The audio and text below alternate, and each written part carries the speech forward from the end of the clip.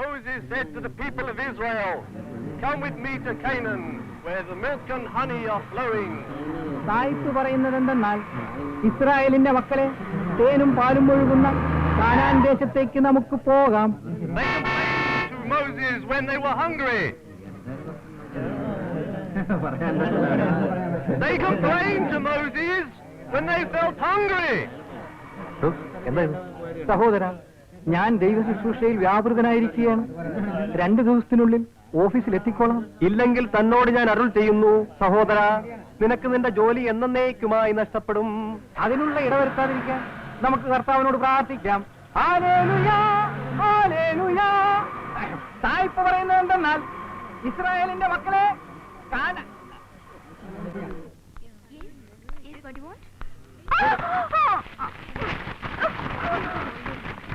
Anthony phone for you.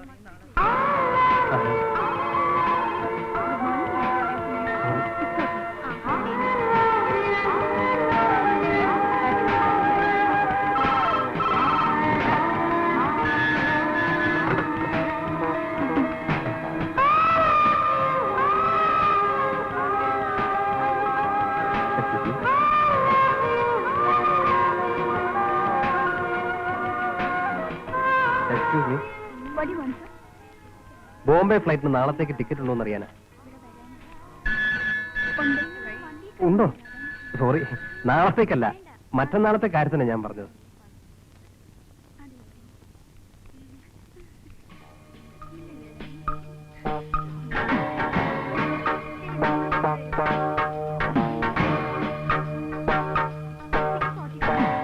മറ്റന്നാളത്തേക്കുണ്ടല്ലോ.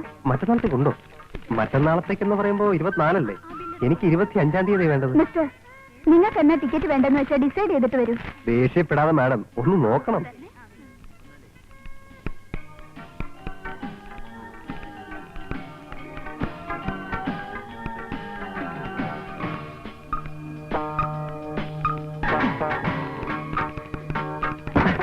എന്താ?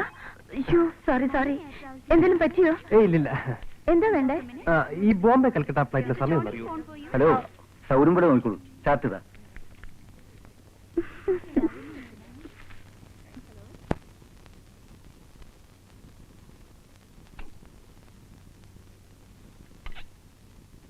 എത്ര ആളെന്ന് വെച്ചാ ഈ ഓട്ടർ ഭക്ഷണം കഴിച്ച് നീ കാലം കഴിക്കുക? വയറിന് വല്ല അസുഖവും വരും. ആ രാമകുട്ടിയുടെ മകൾക്ക് എന്താ ഒരു കുറവ്? സൗന്ദര്യമില്ലേ? പഠിപ്പില്ലേ? തറവാട്ട് മഹിമയില്ലേ? അതൊന്നുമല്ല കുഴപ്പം. പുറത്തൊക്കെ പഠിച്ചു വളർന്ന കുട്ടിയല്ലേ. എന്റെ രീതികളുമായിട്ട് പൊരുത്തപ്പെട്ടു പോകാൻ ബുദ്ധിമുട്ടാവും. എല്ലാം ഒത്തണിങ്ങിയ ബന്ധമൊന്നും ആർക്കും കിട്ടിയെന്ന് വരില്ല. കുറച്ചൊക്കെ കണ്ടില്ലെന്നും കേട്ടില്ലെന്നും വിചാരിക്കണം. അതാണ് ജീവിതം. എന്റെ അച്ഛനും അമ്മയും തമ്മിലുള്ള സ്നേഹവും ഐക്യവും കണ്ടു വളർന്ന ഒരു സാധാരണ നാട്ടുമ്പുറത്തുകാരനല്ലേ ഞാൻ. അങ്ങനെ ഒരു ജീവിതമാണ് എന്റെയും ആഗ്രഹം. നിന്റെ അച്ഛനും അമ്മയും ജീവിച്ച കാലമല്ല ഇത്. ബാല, നിന്നെ കൊണ്ടൊരു പെണ്ണ് കെട്ടിക്കണമെന്നുള്ള വാശിയല്ല എനിക്ക്. എന്റെ കാലം കഴിഞ്ഞാൽ നിനക്ക് ആരും ഉണ്ടാവില്ല. ഒക്കെ ശരിയാ എന്ന് കരുതി എടുത്തിയാടിയ ഒരു ബന്ധം, പിന്നെ കോംപ്ലിക്കേഷൻസ് വേണ്ട. ഇനി ഇക്കാര്യം പറഞ്ഞിട്ട് ഞാൻ ഇങ്ങോട്ട് വരില്ല. നിന്റെ ഇഷ്ടം പോലെ ആയിരിക്കും. ഞാൻ കാലത്ത് കോടതി പോയിട്ട് ആ വഴി പോകും. വേണ്ട, കഴിച്ചോടത്തോളം മതി.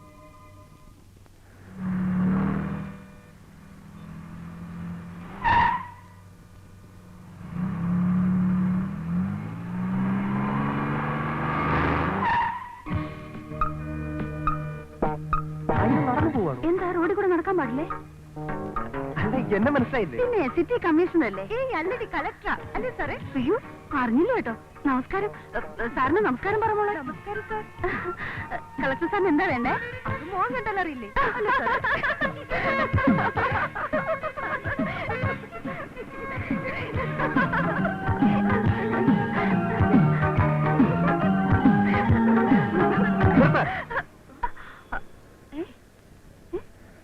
എന്താ ഇത്ര ചിരിക്കാൻ? പെമ്പിള്ളാരായ കുറച്ച് അടക്കം ഒതുക്കൊക്കെ വേണം. തോടി കിടന്ന് പല്ലിരിക്കുന്നതിലേ വലിയ കോമഡി ഒന്നും ഇല്ല. മുഴുത്ത വട്ട്. എന്തെങ്കിലും ഒന്ന് പറഞ്ഞ കൂടെ ചിരിക്കാൻ ഒരു തോഴി.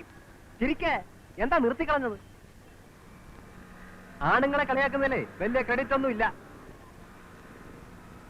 അന്ന് ഓഫീസിൽ വെച്ച് എന്നെ കളിയാക്കി, ഇപ്പൊ നടപടി വെച്ച്. പക്ഷേ എനിക്കത് ഇഷ്ടമായി. വരട്ടെ.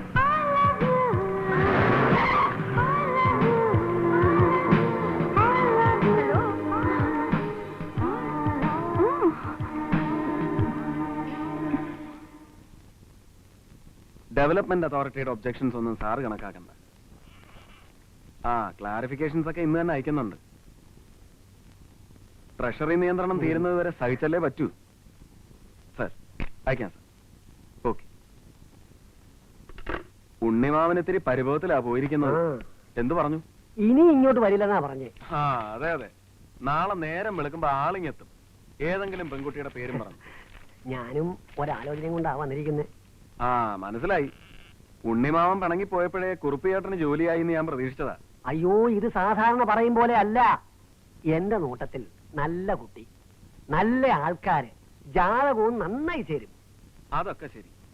പെണ്ണിനെ പോയി കണ്ടിട്ട് വേണ്ടാന്ന് പറയാൻ ഇനി എനിക്ക് വയ്യ. വീട്ടുകാരറിയാതെ പെണ്ണിനെ ഒന്ന് കാണാൻ പറ്റുമോ? എന്നിട്ട് അവരുമായിട്ട് ആലോചിച്ചാൽ മതി. മതി, അത് മതി. എന്നാ പിന്നെ ഞാൻ ഇരിക്കുന്നില്ല, ജോലി നടക്കട്ടെ.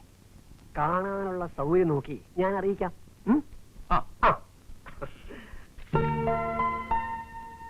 എന്നും വന്ന് ടിക്കറ്റ് ബുക്ക് ചെയ്യുക, വീണ്ടും ക്യാൻസൽ ചെയ്യുക. എന്താ ഇത്? Change of program. ശരിക്കും മിസ്റ്റർ ഗോപികൃഷ്ണൻ എന്താ വേണ്ടേ? I want to know more about you. About me? Yes. എന്തിന്?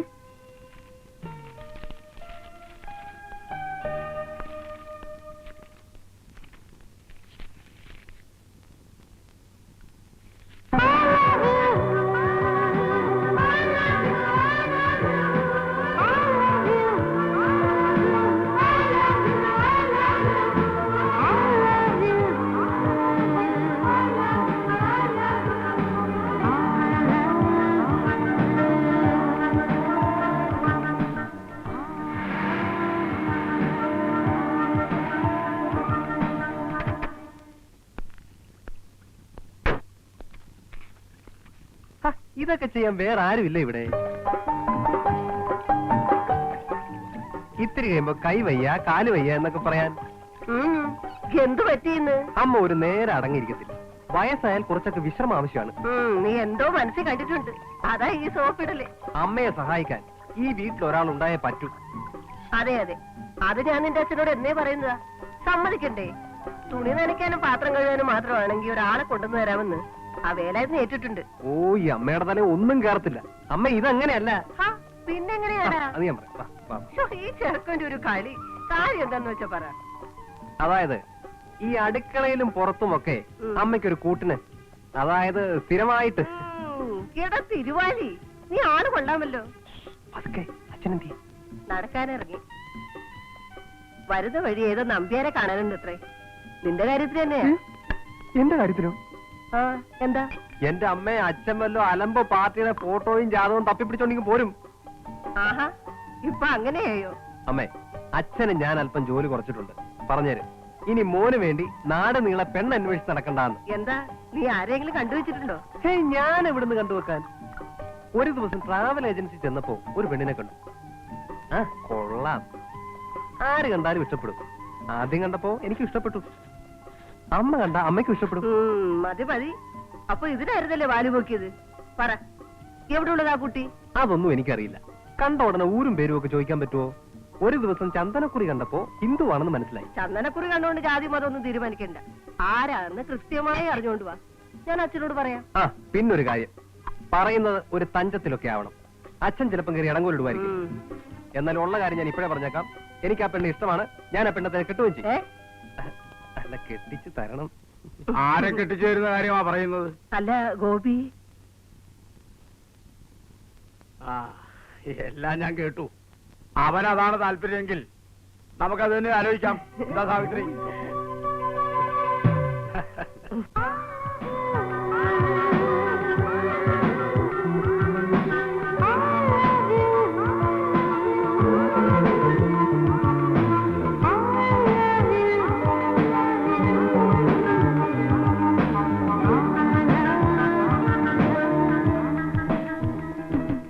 എന്റെ ചോദ്യത്തിന് മറുപടി പറഞ്ഞില്ല. അങ്ങനെ പെട്ടെന്നൊന്നും പറയാൻ പറ്റില്ലല്ലോ. മതി, എനിക്ക് ധൃതിയില്ല. Take your own time. പക്ഷെ മറുപടി നെഗറ്റീവ് ആവരുത്. വിവാഹത്തിന്റെ കാര്യമൊക്കെ വീട്ടുകാരല്ലേ തീരുമാനിക്കേണ്ടത്? പേരൻസിനോട് ഞാൻ വന്ന് ചോദിക്കാം. പക്ഷേ തന്റെ തീരുമാനം അതാണ് അറിയേണ്ടത്. എന്നോട് അഭിപ്രായം ചോദിച്ചാ നോ എന്നെയും പറയില്ല. എന്താടി, കുറെ നേരം ആയല്ലോ ഫോണിൽ കൂടി ഒരു ശൃംഗാരം? ഏയ് അങ്ങനെയൊന്നുമില്ല. നീ എന്നോട് ഒളിക്കൊന്നും വേണ്ട. റോഡിൽ വെച്ചുള്ള പുള്ളിക്കാരന്റെ പെർഫോമൻസും അടിക്കടിയുള്ള ടിക്കറ്റ് ബുക്ക് ചെയ്യലും കണ്ടപ്പോഴേ തോന്നിയതാ ഈ ടിക്കറ്റ് ഓക്കെ ആവുമെന്ന്.